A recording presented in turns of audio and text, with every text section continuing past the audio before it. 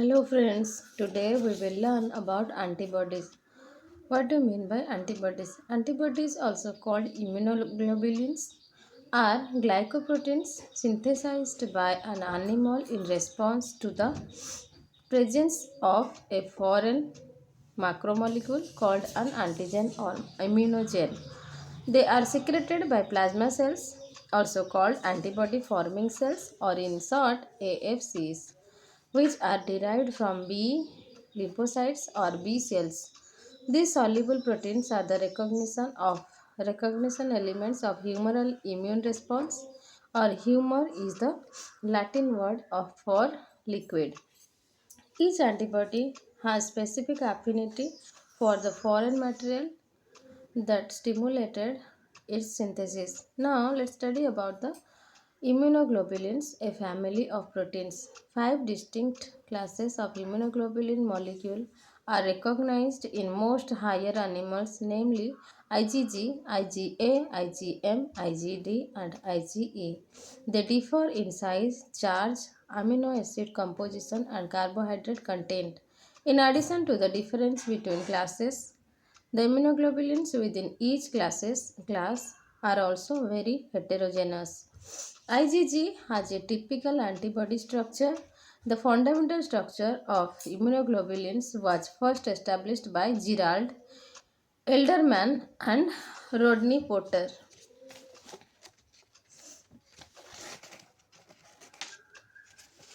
Now let's study about the immunoglobulin G, IgG. In short, IgG is the major class of antibody molecule and one of the most abundant proteins in the blood serum. IgG has four polypeptide chains, two large ones called heavy chains and two light chains, in short L, linked by non-covalent and disulfide bonds. Rodney Potter proposed that immunoglobulin G has the subunit structure L2H2. Each L chain is bonded to an H chain by a disulfide bond, and the H chains are bonded to each other by at least one disulfide bond. The heavy chains of an IgG molecule interact at one end, then branch to interact separately with the light chains, forming a Y-shaped molecule. As revealed by the electron microscope, studies by Robin Valentine and Michael Green at the hinge separating the base of an IgG molecule from its branches. The immunoglobulin can be cleaved with proteases. Cleavage with the protease papain liberates the basal fragment called Fc because it usually crystallizes readily, and the two branches which called fab the antigen binding fragments, and each each branch has a single antigen binding site. The Fc and the two FAB units of the intact antibody are joined by a hinge that allows rapid variation in the antigen between FAB units through a wide range. This kind of mobility, called segmental flexibility, enhances the formation of antibody antigen complexes by enabling both combining sites on an antibody to bind a multivalent antigen. The distance between combining sites at the tips of the fab units can be adjusted to match the distance between specific determinants on the antigen. Example, a virus with many repeating subunits. The affinity of an antibody for a multivalent antigen is typically 10 to the power 4 times as high when both combining sites are used as when only one binds the antigen. Segmental flexibility may also play a role in the transmission of information from the Fab units to the FC unit. Now let's study about immunoglobulins are bifunctional molecules. Immunoglobulins are bifunctional molecules. Immunoglobulin G can be cleaved into antigen binding and effector fragments. In 1959, Rodney Potter showed that immunoglobulin G can be cleaved into three active 50 kD fragments by the limited proteolytic action of papain. Two of these fragments bind antigen. They are called FAB. AB stands for antigen binding. F stands for fragment. Each FAB contains one combining site for haptin or antigen, and it has the same binding affinity for haptin as does the whole molecule.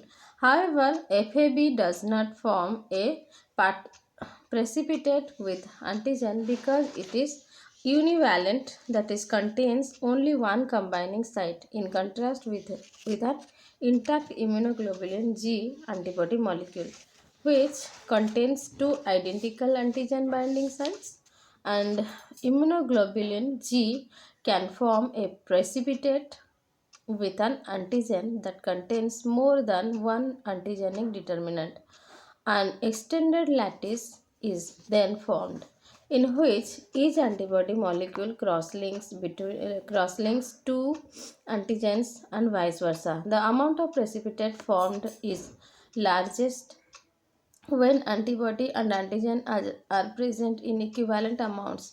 The other fragments also 50 kD, called FC because it crystallizes readily, does not bind antigen but it has other important biological activities. FC mediates effector functions. Now let's know about the neutrophils. Neutrophils, macrophages and other mononuclear phagocytes have FC receptors on their surface. Consequently, if antibody if antibody binds to a pathogen, it can link to a phagocyte via the FC proportion. This allows the pathogen to be ingested and destroyed by the phagocyte. The antibody acts as an opsonin. FC fragment of the antibody may bind to first component of the classical complement system, a cascade of reactions that lyses cells. If both antibody and complement opsonize, the microbe binding is greatly enhanced.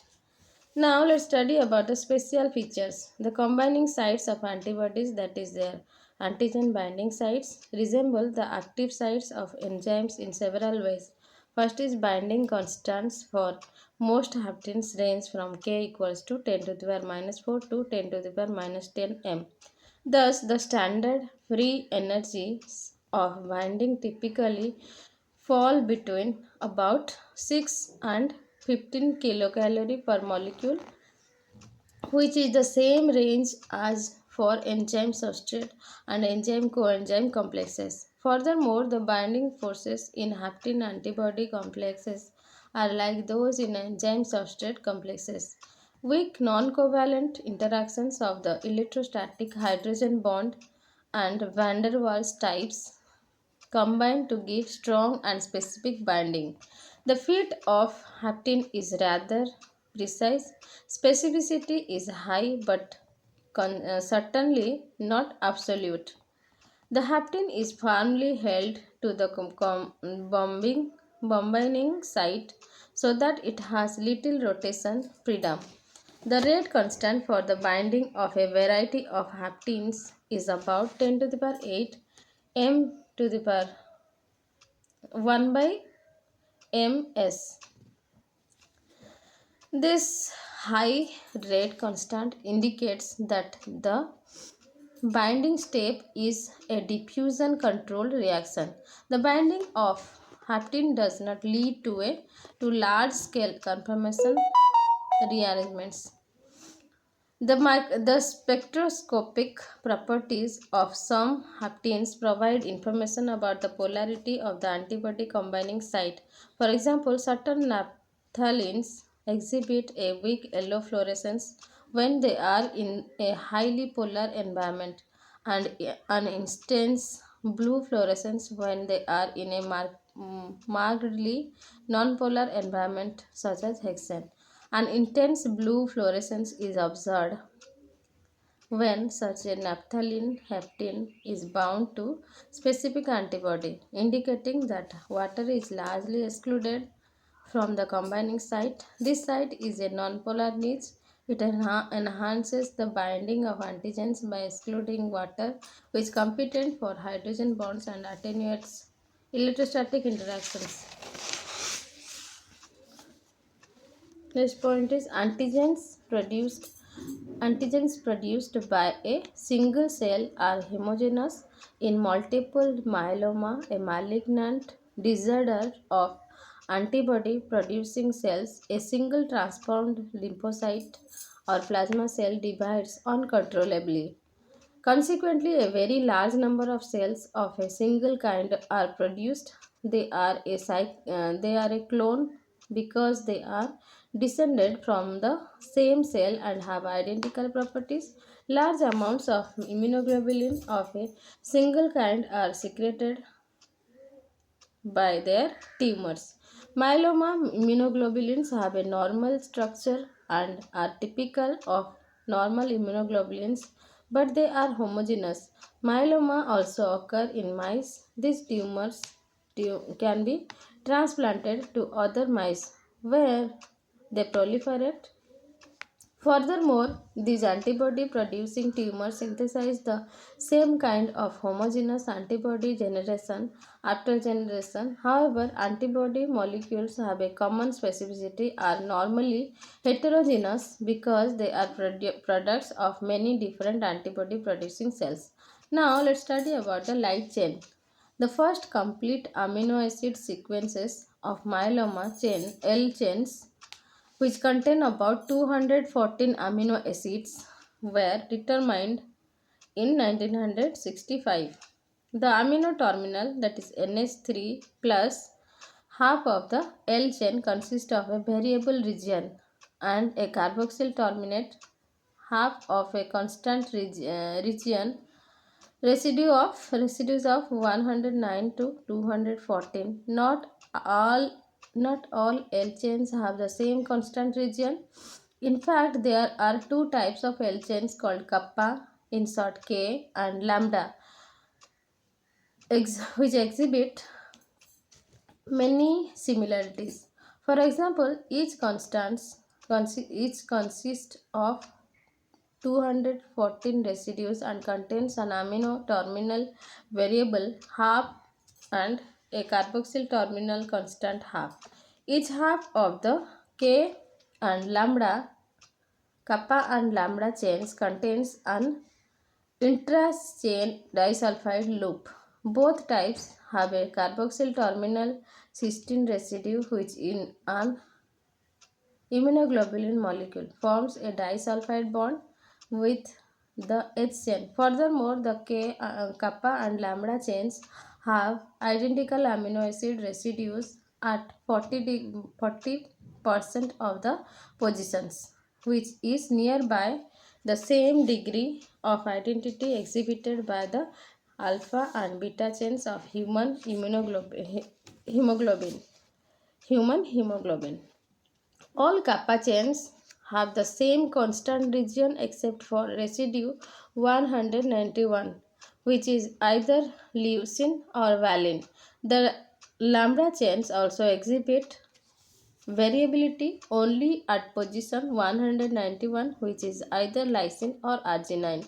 For each type of chain, this allotypic difference is inherited in a classic Mendelian manner. Now let's study about the heavy chain. The H chain consists of 446 amino acid residues. A comparison of the sequences of H chains from different myeloma immunoglobulins shows that all of differences in sequence are located in 108 residues at the amino terminal end.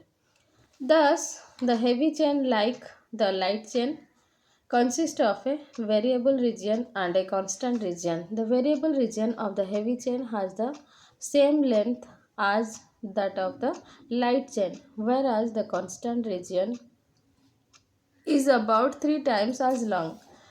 Antigen binding sites are formed by variable regions of L and H chains. The antigen binding fragment FAV consists of the entire L chain and part of the H chain.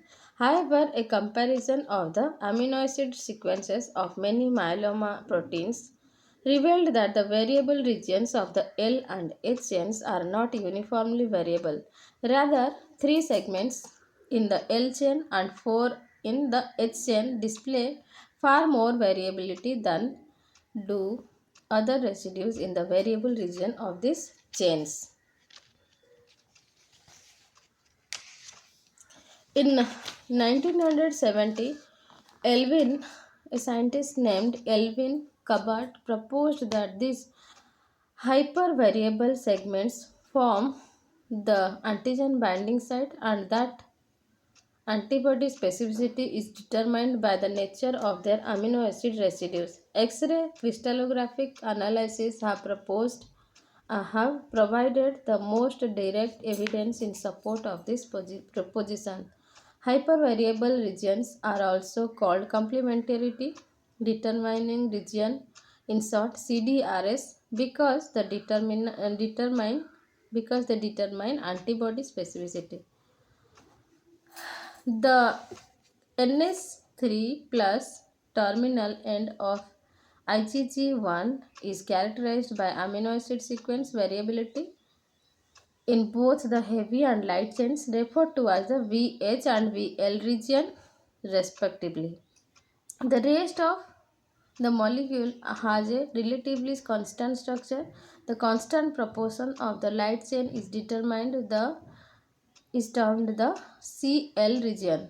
The constant proportion of the heavy chain is further divided into three structurally discrete regions, CH1, CH2 and CH3. These globular regions, which are stabilized by intra-chain disulfide bonds, are referred to as domains. The constant region of the light chain Cl closely resembles the three domains of the constant regions of heavy chain. The site at which the antibody binds antigen are located in the variable domains. The hinge region is a segment of heavy chain between CH1 and CH2 domains. Flexibility in this area permits the two antigen and binding sites to operate independently. Carbohydrate moieties are attached to CH3 domain. The three-dimensional structure of an intact immunoglobulin G molecule has been solved by David Davies.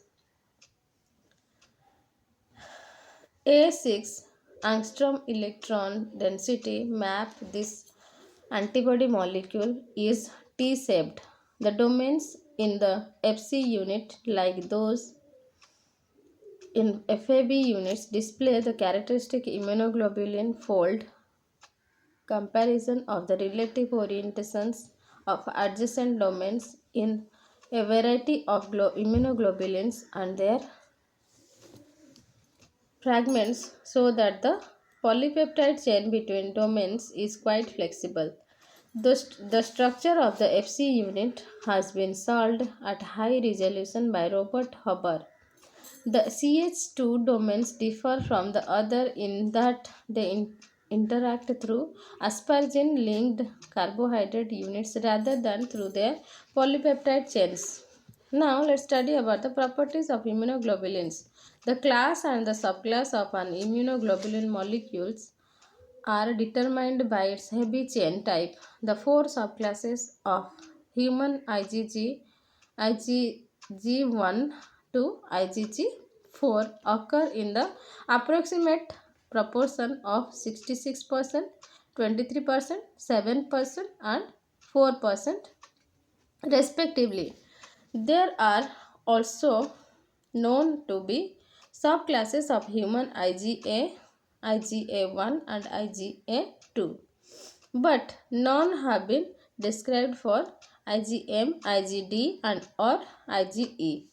All immunoglobulins are glycoproteins, but the carbohydrate contain ranges from 2 to 3% for IgG to 12 to 14% for IgM, IgD, and IgE. The physiochemical properties of the immunoglobulins are now we'll study. Let's study about IgG. This is the major immunoglobulin in normal human serum, accounting for 70 to 75% of the total immunoglobulin pool. IgG consists of a single 4-chain molecule with a sedimentation coefficient of 7s and a molecular weight of 1,46,000. However, IgG3 proteins are slightly larger than the other subclasses due to the slightly heavier gamma 3 chain. With human IgG, the four subclasses differ only slightly in three amino acid sequences. Most of the differences are clustered in the hinge region and give rise to differing patterns of interchain disulfide bonds between the four proteins. The most striking structural difference is the elongated hinge region of IgG3, which accounts for its higher molecular weight and possibly for some of its enhanced biological activity. Now let's study about the IgM molecule. Human IgM is usually found as a pentamer of the basic 4-chain unit and accounts for approximately 10% of the immunoglobulin pool. The gamma the mu chains of IgM differ from gamma chains in amino acid sequence and have an extra constant region domain. The subunit of the pentamer are linked by disulfide bonds between the C-terminal 18 residue peptides telpieces. The complete molecule consists of a densely packed central region with radiating arms as seen in electron micrographs. The individual heavy chains have a molecular weight of approximately 65,000 and the whole molecule has a molecular weight of 9,70,000.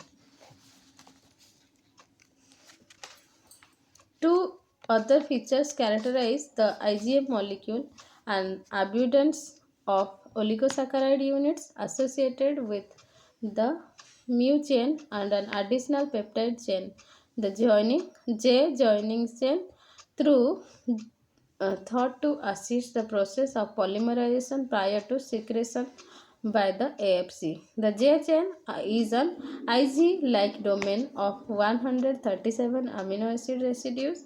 One J chain is incorporated into the IgM structure by disulfide bonding to the 18 residue peptide tailpieces tailpiece of the separate monomers. Binding is to the P ultimate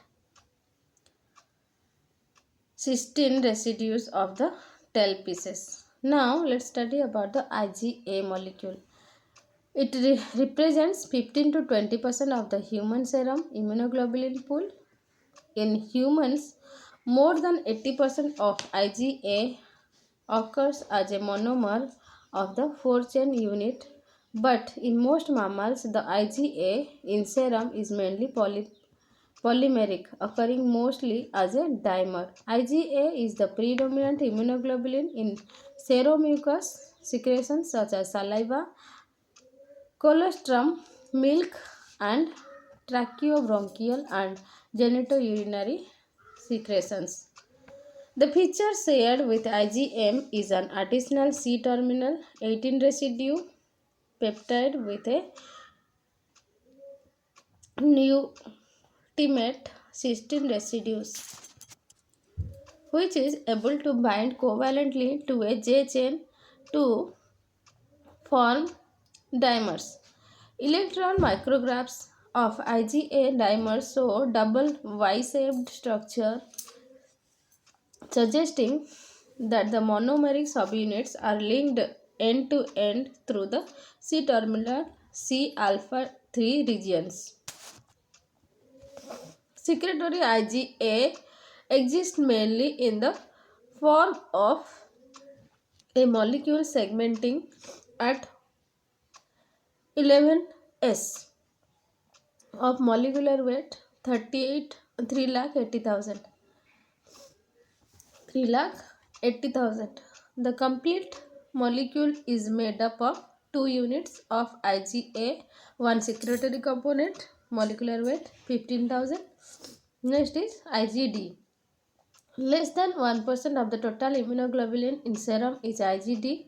It is a major component of the surface membrane of many B cells. This protein is more susceptible to proteolysis than IgG1, IG2, IgA or IgM, and also a tendency to undergo spontaneous proteolysis. There appears to be a single disulfide bond between the chain and a large amount of carbohydrate distributed in multiple oligosaccharide units. Now let's study about IgE. The structure of IgE we will study. Though scarce in serum, IgE is found on the surface membrane of scarce in serum. IgE is found on the surface membrane of basophils and mast cells in all individuals. The higher molecular weight of the E chain, that is 72,500, is explained by the larger number of amino acid residues, approximately 550, distributed over 5 domains, that is BH, CE1, CE2, CE3, CE4. Now let's study about the functions of immunoglobulins. The primary function of an antibody is to bind antigen.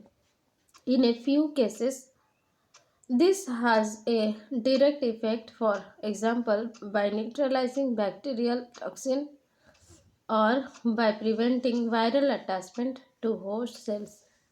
In general, however, the interaction of antibody and antigen is without significance unless secondary effector functions come into play. Now let's study about IgG.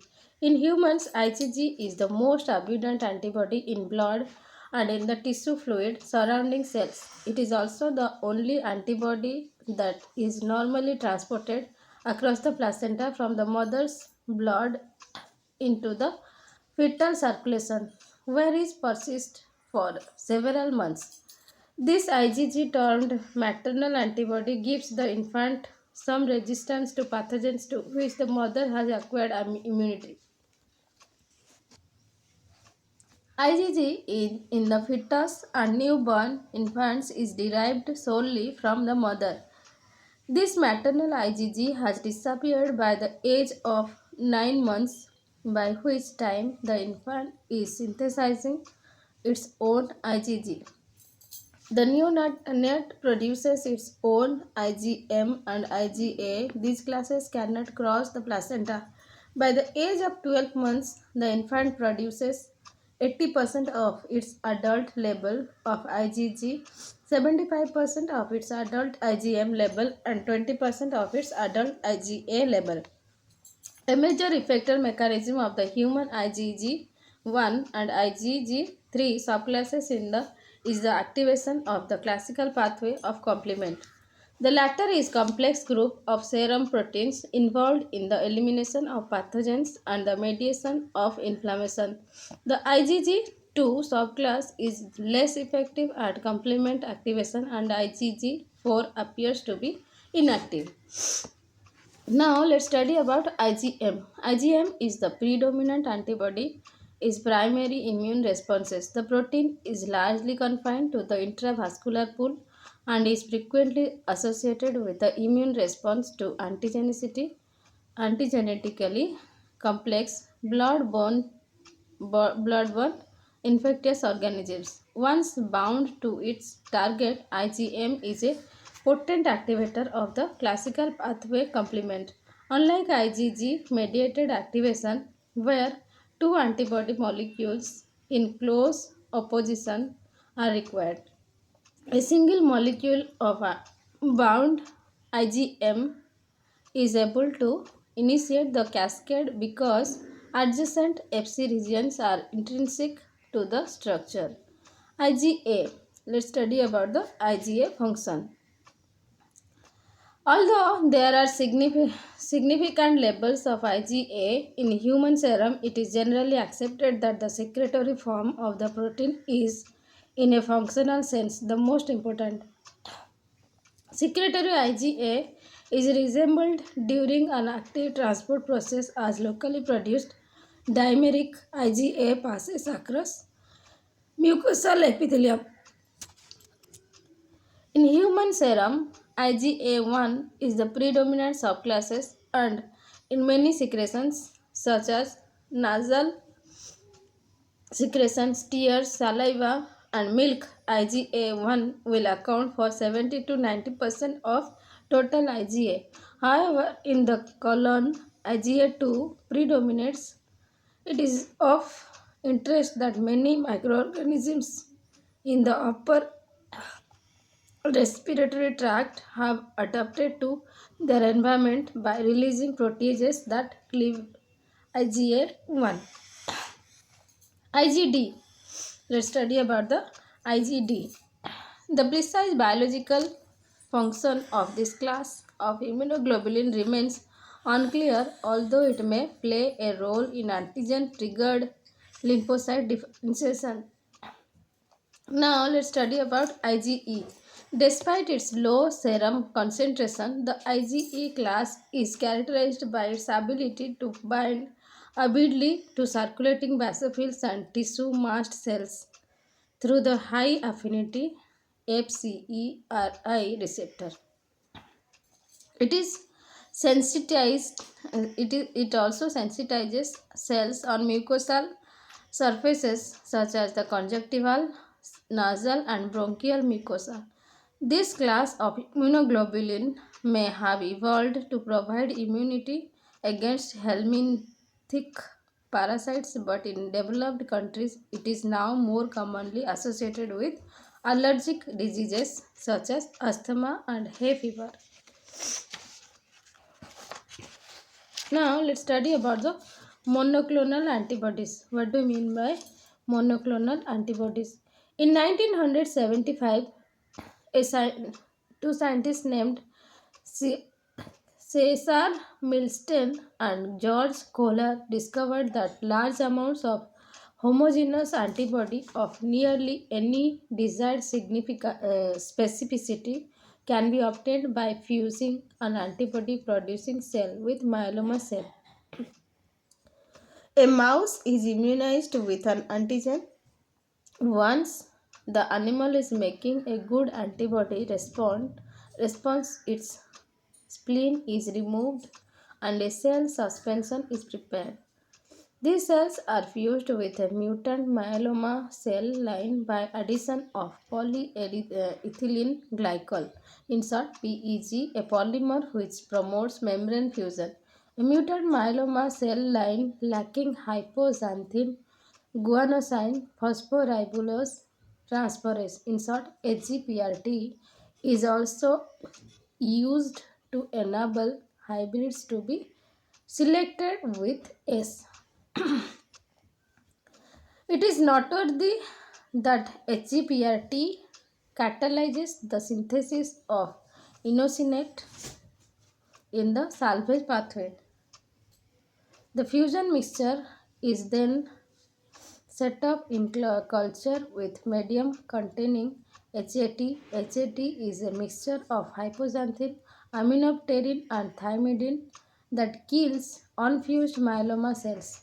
The role of aminopterin in this medium is to block de novo synthesis of nucleotides.